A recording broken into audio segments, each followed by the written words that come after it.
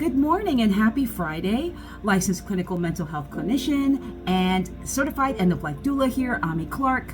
How is everyone doing this Friday morning? I hope that it is a good Friday morning for everyone. I hope this week hasn't been too stressful. Today's subject, I was thinking about it, and it's going to be boundaries.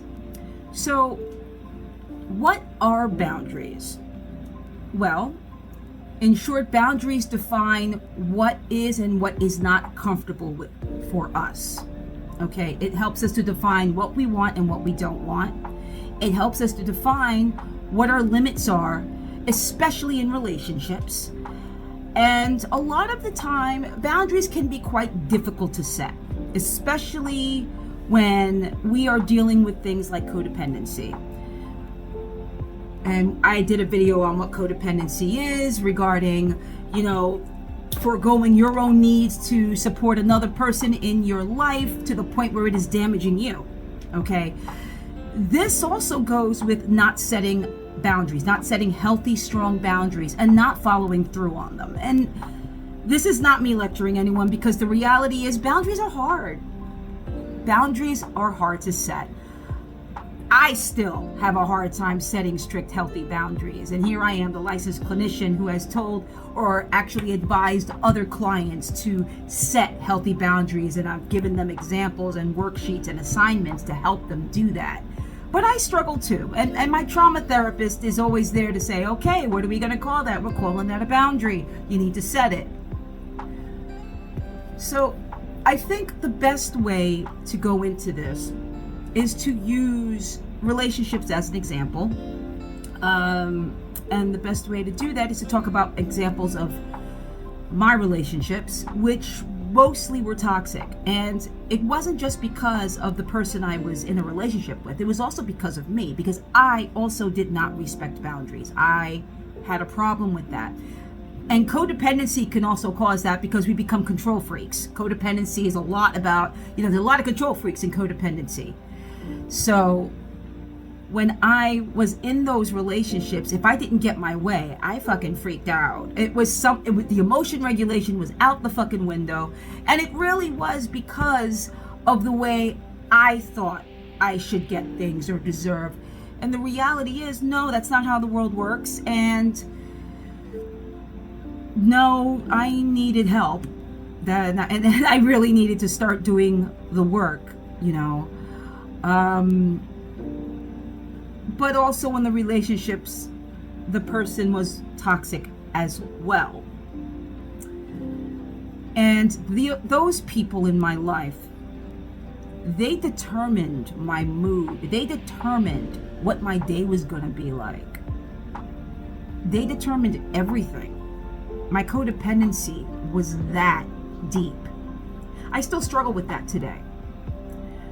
But the difference is now I set boundaries and I'm learning to follow through. I hold myself accountable. Boundaries are important because they protect us. And when people get offended by the boundaries you set, it's not about your boundaries, because boundaries are never a beef. It's about the person. The person has an issue. Okay? Your boundaries are for you. And if that person cannot respect your boundaries, that person is the issue. So when we set boundaries, the important thing is to follow through, to make sure that when we set them, we mean business. Okay? If you don't like a phone call after a certain time at night, like 9 o'clock at night, don't pick up that phone at 9 o'clock at night, or turn off the ringer, because you've told them you don't want a phone call at 9 p.m. at night. You don't. And if they don't like that, and if they get angry at you, that's because they have the issue. They knew that was your boundary. Okay? If your boundary was, in my relationship, I'm monogamous and I don't want anyone cheating, and that person cheats on you anyway, they broke a boundary. And at that point, it's your choice to either leave or stay, Boundaries are important. We need to keep them so that we can keep ourselves healthy and safe and happy, and without always freaking out and having anxiety attacks, because other people will continue to break our boundaries, to cross our boundaries. We need them, and we need to be okay with them. And the best way to set a boundary is to assert them.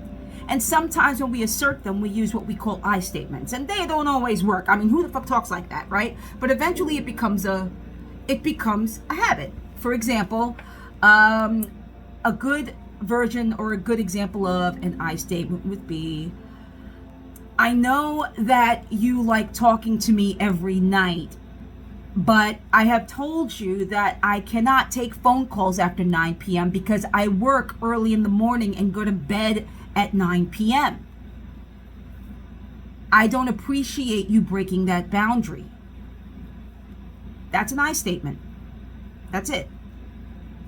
So I guess the lesson today would be set your boundaries.